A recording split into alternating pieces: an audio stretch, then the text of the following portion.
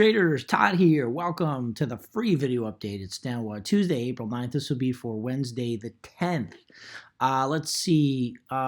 Be sure to get the info on the Wednesday live stream tomorrow. That's at 8:45 with Amelia Bourdeau, my good friend from we did CNBC together.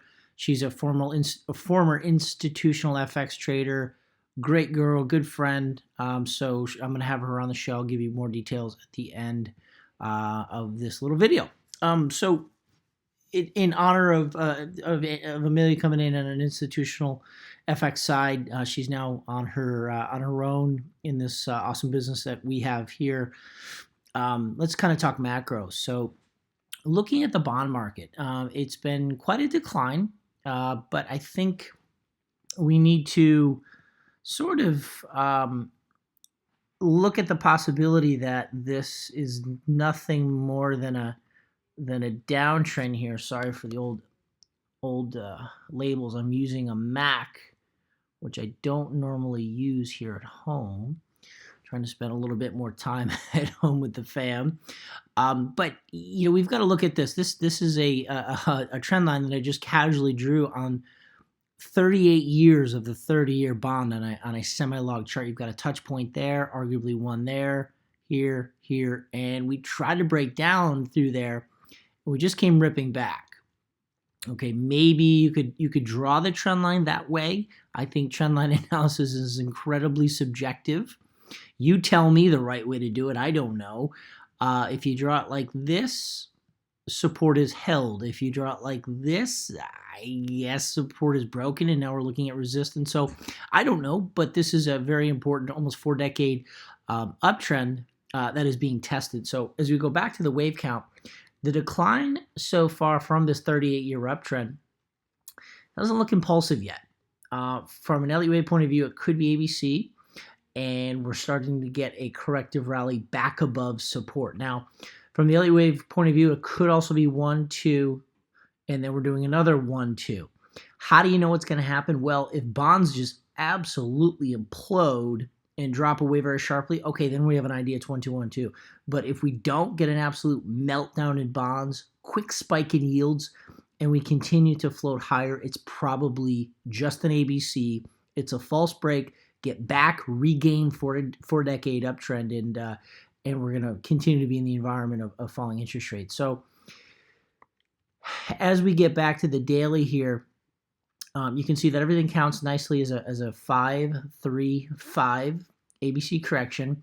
And then even off the lows, as we zoom in here, you could arguably make the case that we've had 5 waves. After every 5-wave move, you're going to expect at least a 3-wave correction. But the problem is the damage has been done in the bear case, and you could expect after a 3-wave correction that we simply go to new highs in a new 5-wave move. So it's interesting. I am trading TLT right now. I'll show you my position. That's the ETF that tracks the 20+ US Treasuries. You know, for now, I'm actually specifically counting. I'll show you what I'm doing over here in TLT. Let me flip over and show you that position, or show you the trade before I jump into the actual position. I'm counting it as one more push up here in TLT, and at that point we perhaps will find some resistance there in TLT. But I am concerned that the main point is the weakness we've seen in the last couple of years is just a false break before we make new highs. So here's a position I'm in TLT. We have a portion of a butterfly left over.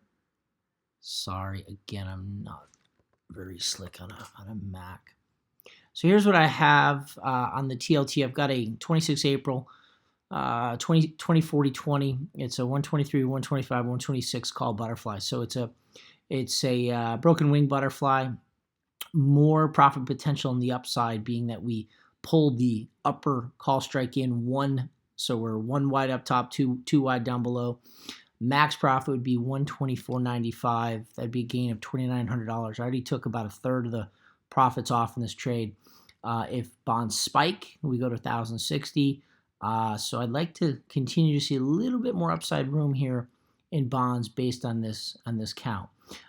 As I said, it's possible that this is 1 and 2, and we're going to rally sharply higher in bonds, and I will have to remove this ABC count. I think it's too early to tell, but for all intents and purposes, does not matter, because for the life of this trade, which is April 26th, so a couple weeks away, if we can get up to 125, we can get nice and paid for almost $3,000. So that's all we're looking for right here.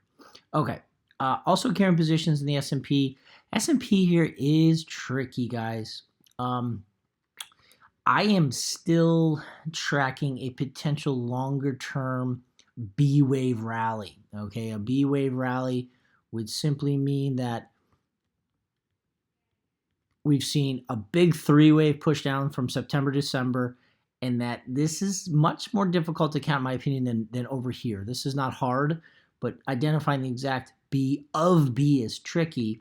There's a couple possibilities that I'm tracking here, but for now, I'm trying to hang out here for the next couple days in this wave 4, maybe move up in wave 5. I expect a lot of consolidation heading into earnings season.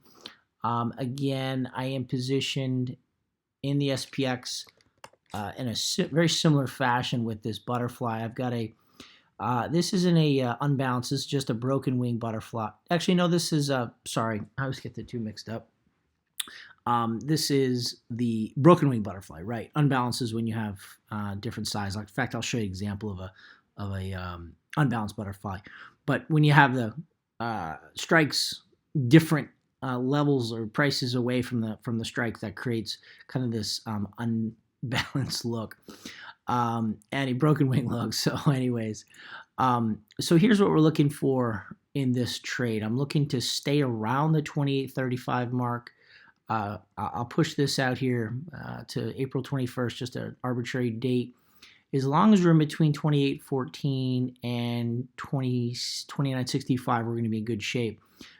Anywhere in there, that's a $700-800 profit in there, and if we can hang there for another couple weeks, that's going to continue to go up, $1,200-1,300 profit. So again, let's just put it out to next week, 28.27 to 29.55. So 29.55 would be pretty much the top end of what wave 3 would be. 28.27 would be wherever wave 4. Low might be whatever shape or form it wants to take. So I'm in pretty good shape, I think, from that point of view. Okay.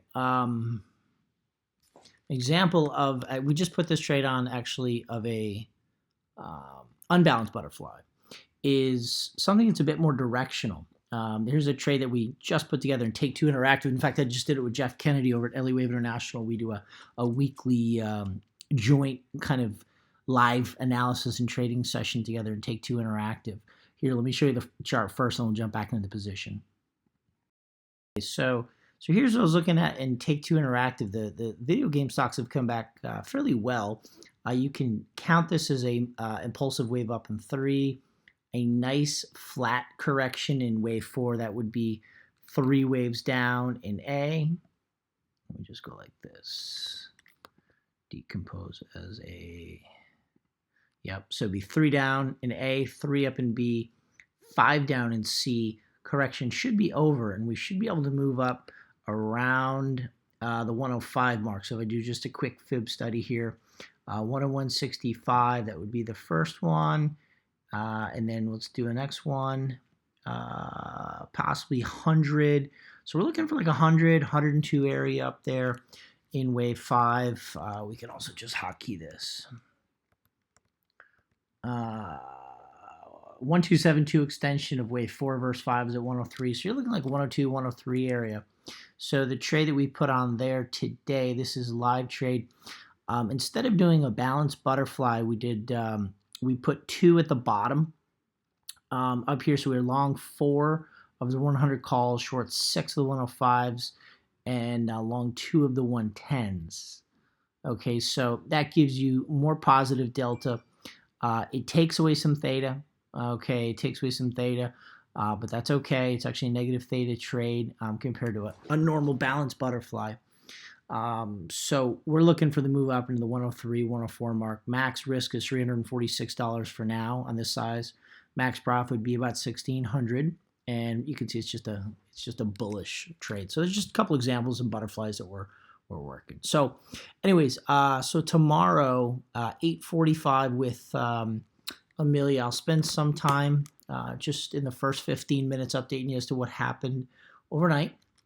If you go to my channel, which is youtube.com/Todd Gordon, it should bring you to Wednesday live stream at 4:10 tomorrow. Okay, so just click that, and then you should be able to put a reminder right there, and we'll see you tomorrow, 8:45 New York time. Okay, bring your questions, comments for Amelia. She's got some really good institutional experience, very smart, good friend of mine, and she just launched her own business, so let's give her some support. I'm so proud she left the institutional world, and she's out hustling with us guys in the online trading, education, and research business. So let's go give her some support. She's a great girl with a lot of good experience. All right, leave it there. Have a great night, and I'll see you in the next video update.